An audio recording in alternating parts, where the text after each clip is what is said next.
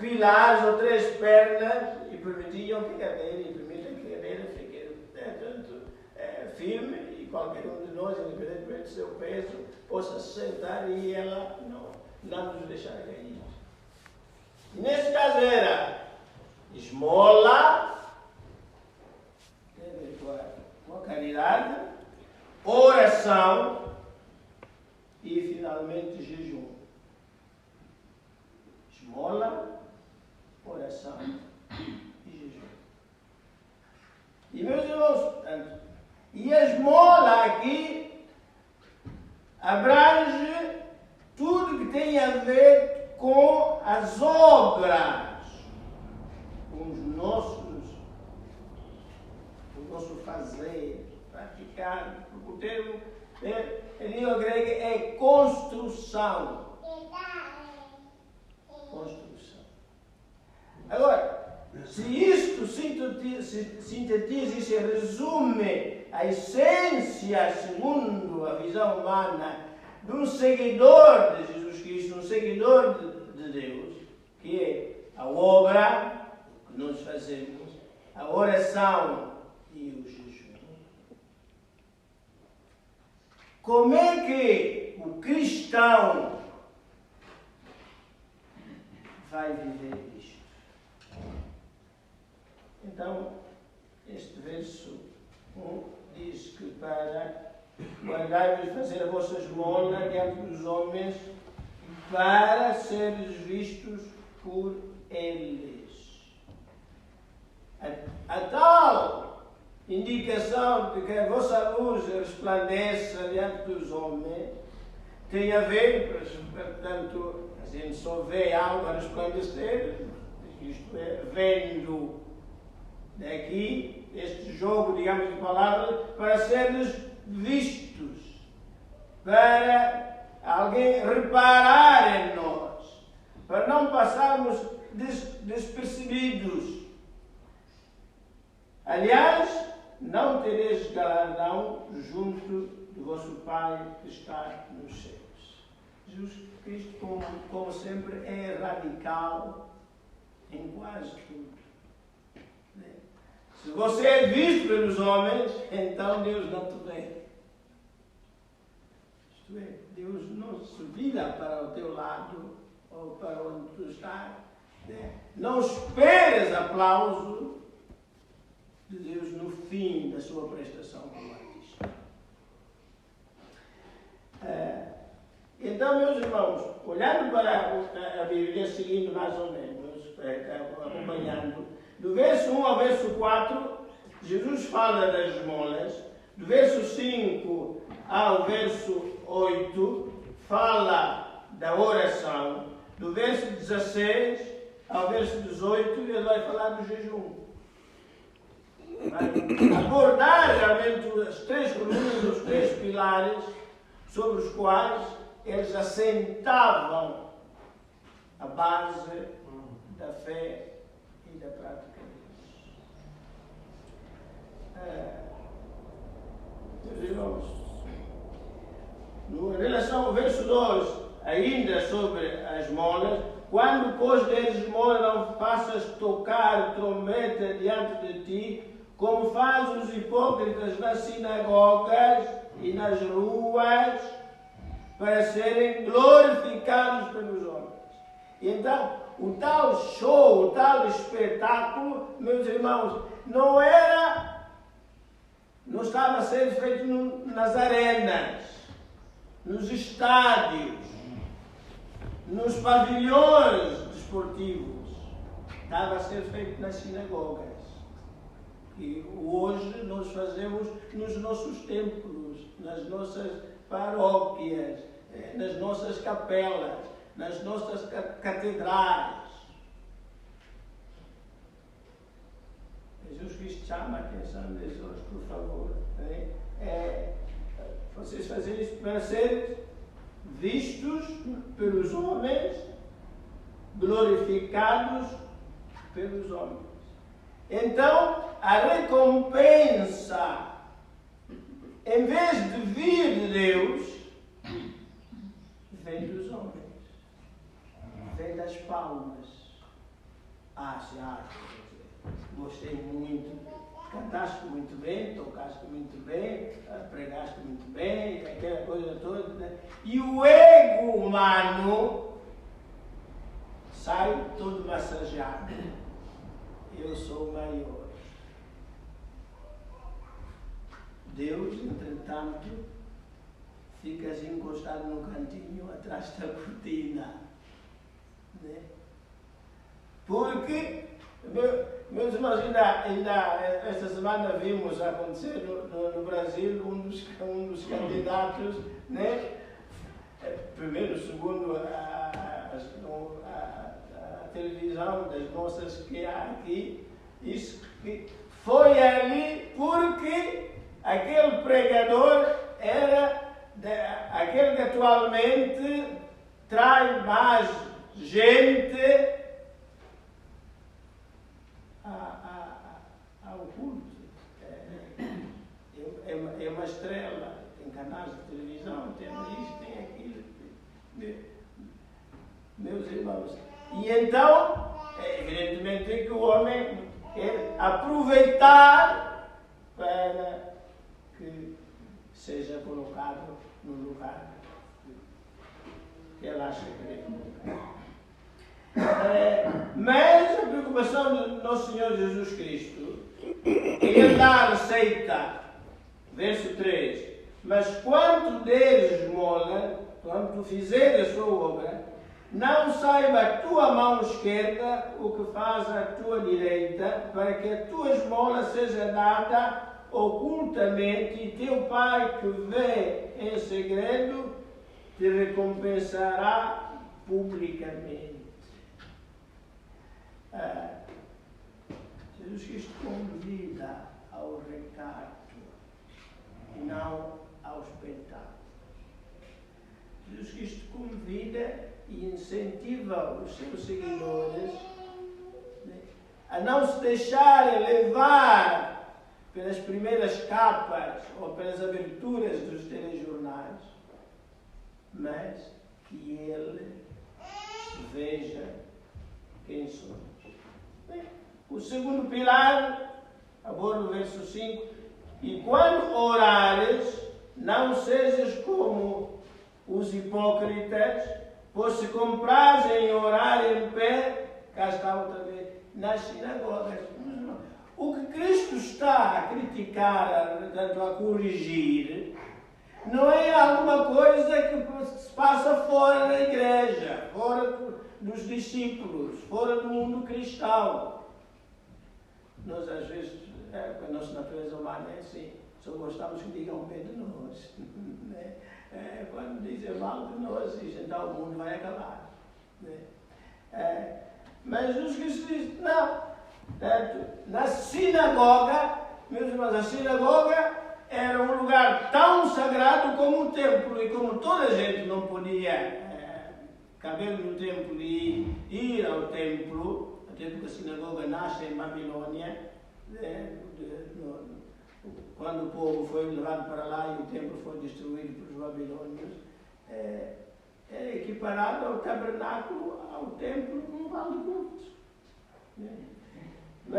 Pois se comprazem em orar em pé nas sinagogas e as esquinas das ruas. Meus irmãos, Lucas 18, verso 9 em diante. Lucas 18. Temos aqui, de novo, Jesus Cristo a bater na mesma tecla.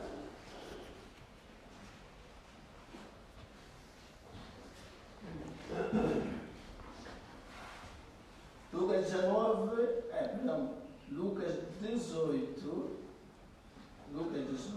a partir do verso 9.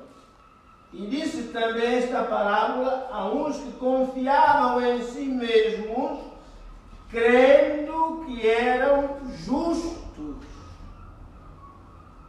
É assim que eles se viam. Até acreditavam mesmo, crendo. Estavam convictos que realmente eles eram bons. E desprezavam, em contrapartida, os outros. 2 homens subiram ao templo, nem é sinagoga, subiram ao templo a orar. Um fariseu e outro publicano. O fariseu, estando em pé, orava consigo desta maneira. Meus irmãos, esta é uma oração que se faz no templo. Oh Deus, graças te dou, porque não sou como os demais homens. Este homem agora, ele sabe que não está sozinho ali no culto, nem no templo, nem na reunião. Ele sabe. Ele considera os outros que foram ali, que estão ali presentes, como audiência, como público para ele mostrar as suas habilidades artísticas. A exibir os seus dotes. A articulação da sua linguagem, a maneira como emprega as frases, a entonação ou a entoação da voz. Oh Deus, graças te dou, não sou como os demais. Ele sente-se capaz de qualificar e caracterizar os outros, olha para eles assim de cima para baixo.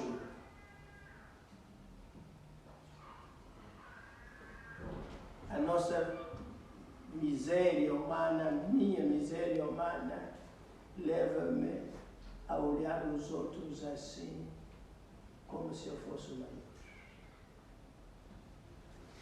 Porque, evidentemente, é assim, o artista está sempre no palco. Num sítio, num lugar que está acima de todos os outros. Os outros olham para o artista assim, né? E o artista olha para nós, os outros, assim. É no templo, no culto. Né? Porque não sou como os demais homens, né? Depois, aqui desfia, né? O que é que, segundo ele, o que é que os outros são, mas que ele não é. Os outros são, mas que ele não é. Os outros são ladrões, são injustos, são adúlteros. Né? E depois, para marcar e acentuar a sua distância, ele reparou que no meio do túnel ainda está ali. Atreveu-se a entrar na igreja, no templo, na sinagoga, que é o pior que há, é conhecido na terra. Né? Ali na aldeia, na rua, ou na zona. Nem como este publicano. Meus irmãos, não, acho que o cristão, quem lê a Bíblia, não se devia ficar muito admirado quando ouve e assiste certas coisas que acontecem nos nossos cultos, nas nossas reuniões, nas nossas assembleias. Porque Jesus Cristo, ao compor esta parábola, claro que tinha fundamento. Eu acho que poucos já passaram por que passou este publicano. Nem ainda como este publicano. E depois, continua o verso 12, ele jejua. Já vai introduzir o jejum. 2 vezes na semana, ele nos dízimos não está em falta, não está em falha. Mas ele dízimo de tudo. Ele anda com uma calculadora na mão. E um blocozinho de apontamento para anotar. Vendeu 1 quilo de farinha, tira lá a porcentagem. Né? um ramo de flores, tira a porcentagem, fez um casaco, tira. De tudo quanto possui. E, meus irmãos, Jesus Cristo diz: o publicano, porém, como contraponto, estando em pé, de longe, nem ainda queria levantar os olhos ao céu. Meus irmãos, é que um pecador, consciente dos seus pecados, pode se pôr em bicos de pés diante do céu que nos esmaga. Muitas vezes não esquecemos onde é que estamos e quem somos, independentemente se é aqui ou se é em casa. Deus está acima de nós, Deus está acima de mim, de si, de cada um de nós. E aí escreve: o publicano deu o peso dos seus pecados e ele não consegue olhar para cima. Não se sente capaz. Como os olhos do pecador podem encarar o Deus justo? E santo, santo, e santo. Meus irmãos, o culto de adoração a Deus no mundo cristão, eu tenho referido aqui algumas experiências que tenho visto, não só nos meios de comunicação social, mas com os meus próprios olhos, e digo, espantado, o atrevimento, o desplante, a descontração com que às vezes nós estamos num ato de adoração a Deus.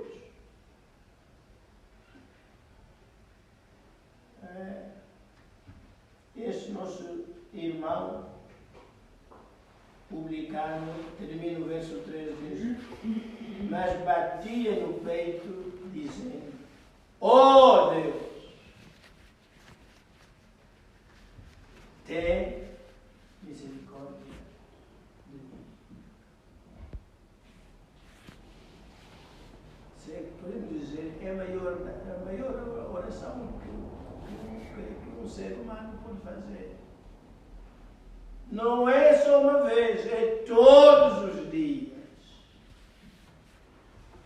Senhor, tem misericórdia de mim, pecador. Senhor, tem misericórdia de mim, pecador. E então, se nós assumimos esta atitude, meus irmãos, esquecemos, nem nos sentimos, é impossível sentir-se que está num palco, que está a dar um show, que está a dar um espetáculo.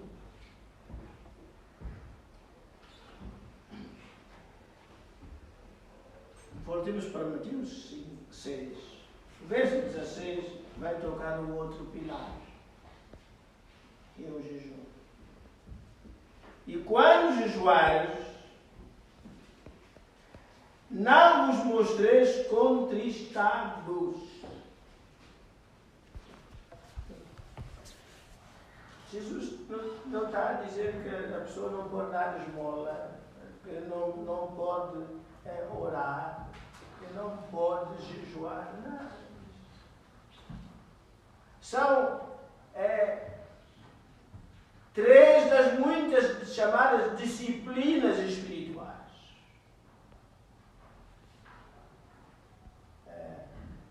Os elementos que faziam parte daquela organização chamada GBU, isto é, Grupo Bíblico Universitário, tiveram a bela oportunidade de trabalhar com um dos melhores livros escritos até agora em relação às disciplinas espirituais. O título do livro é Celebração da Disciplina. Então, em que o autor faz uma lista de hoje, o homem moderno não está muito à vontade com a disciplina. A gente não quer, não são as crianças, mas também o adulto não quer disciplina. Mas os cristãos do passado, eles tanto cresceram, cimentaram, desenvolveram a sua fé com base na prática de disciplinas espirituais. Então, portanto, aqui estava a dizer que o jejum não é tanto hoje a prática tem sido recuperada, a prática em diversas famílias cristãs, em diversas denominações. Mas, meus irmãos, nem sempre da melhor maneira. Há aqueles que pura e simplesmente ignoram. Há cristãos com 20 ou 30 ou 40 anos de vida cristã, nunca jejuaram nem uma única vez, nem nunca ouviram falar nisso. Ou quando leem, passam à frente, considerando que isso é uma coisa da Idade Média ou dos primórdios. Não, meus irmãos, o jejum é bíblico. Nosso Senhor Jesus Cristo praticou, os apóstolos praticaram ao longo da história e, meus irmãos, quem nunca praticou, eu aconselho que estude sobre o assunto e, quando entender, não sou eu que estou a impor, quando entender, experimente. Agora, diziam que Jesus Cristo não proíbe, mas ele diz: e quando jejuares, não vos mostreis contristados, porque a tal preocupação, como os hipócritas, porque desfiguram os seus rostos, para que aos homens pareça que jejuam. É sempre a ênfase no espetáculo, no show. Tem que ver, tem que reparar, tem que saber. Né? Quando estiver com alguém, vai dizer: olha, sabe, o nosso irmão lá, o nosso irmão, sabe, ele está a jejuar. Até quando sabe, eu vi a cara dele, parecia que estava meio morto. De certeza absoluta que ele está em jejum. Talvez há um dia ou dois que não come. Está muito fraquinho. Não é normal mesmo. Não é isso. Jesus Cristo disse: não, né? Lava a cara, arranja-te, né? Pinta-te, maquilha-te, enfim. Faça a sua vida normal. Digamos, cá para dizer assim, tente passar despercebido, não dê espetáculo.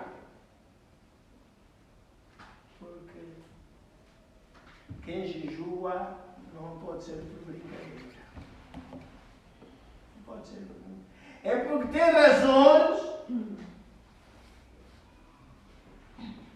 que se calhar só ele conhece. E Deus naturalmente. E por isso não pode passar deste círculo mais íntimo possível. Não pode ser show, não pode ser espetáculo. Em verdade, eu digo que já receberam o seu galardão. O verso 17 diz: porém tu, quando jejuares,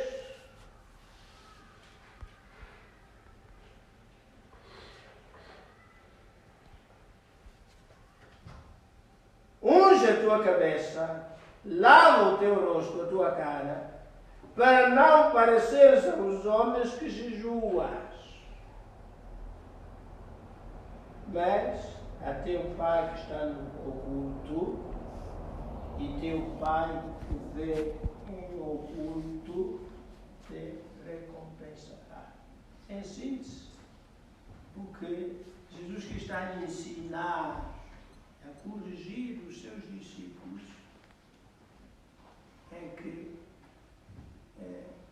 o que fazemos, o que dizemos, como nos comportamos, que seja, como dizia o apóstolo Paulo, né? Que seja para a glória de Deus. E não é pouco. Chega.